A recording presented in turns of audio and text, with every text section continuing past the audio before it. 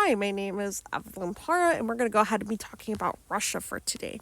So, one thing we're going to talk about is the culture of addiction and addiction behaviors. So, from 2000 to 2019, Russia was one of the countries with the highest mortality rate amongst both men and women for deaths of despair. For a little background information, what deaths of despair means is that someone has passed away due to whether it's alcohol consumption, drug use, and or self harm, which is, for example, suicide. And so, when comparing both sexes, men have significantly higher mortality rate. So it is 3.3 times higher amongst men than women in Russia. Um, Something too is that socially and culturally, Russia views addiction in a much harsher way. And this can also be seen like with their laws as well, just because they do have like a harsher um, law system. So, for example, if somebody is struggling with like substance abuse or an or addiction, they see them as a failure, not as like a health condition or of some sort. Um, yeah, so they're labeled as like a criminal, and they're also thrown in jail.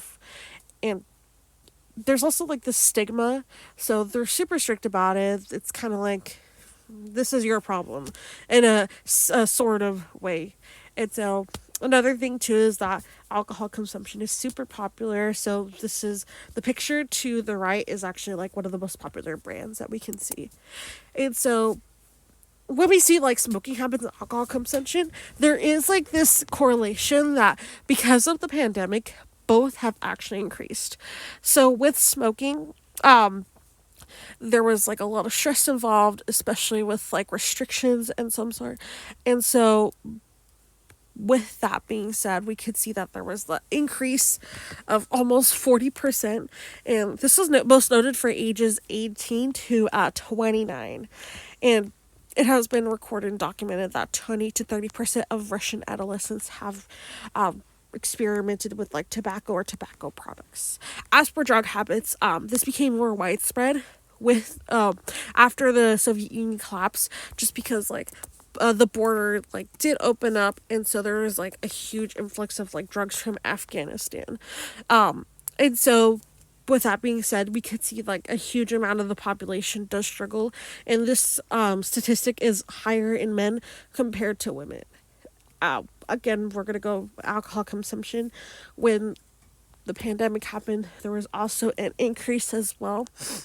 And so, actually, Russia's the second highest country for alcohol addiction for women, and for men, it's Russia is the highest.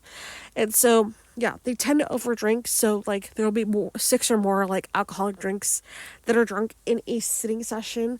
And we could see that the percentages men are much higher, and that 30% of teens have reported like trying to drink, or they've tried to drink by the age of 15. And so, and something to note again is that we could see those correlations between smoking and alcohol consumption because of pandemic, whether it was like because of the restrictive measures, stress. A lot of people also did experience financial hardships as well, and so they kind of like built on each other. And so with risk factors, again, there was an influx of opioids like after the Soviet Union had collapsed. And we could see like poverty, mental health issues. With the risk factors, there's a diagram I included of like alcohol addiction. For example, stressful life events. This could be related to like stress and trauma, as well as like environmental factors, health, mental health conditions. So they kind of like, again, they can build on each other, making someone more vulnerable to maybe substance abuse. And so, with that being said, Russia does not have a lot of like programs. Just again, that stigma is really there, and so they don't have a lot of rehabilitation programs either. That's why I also put social help in general. And so, also like with substance use, it is linked to like mental health issues like depression, anxiety, as well as physical health. So remember, so with the HIV, there is a problem where 1% of the Russian population does have HIV because of set needle sharing. And so for some solutions is like maybe increasing the legal age of alcohol consumption, such as the United States, we have that age of 21, whereas Russia has the age of 18.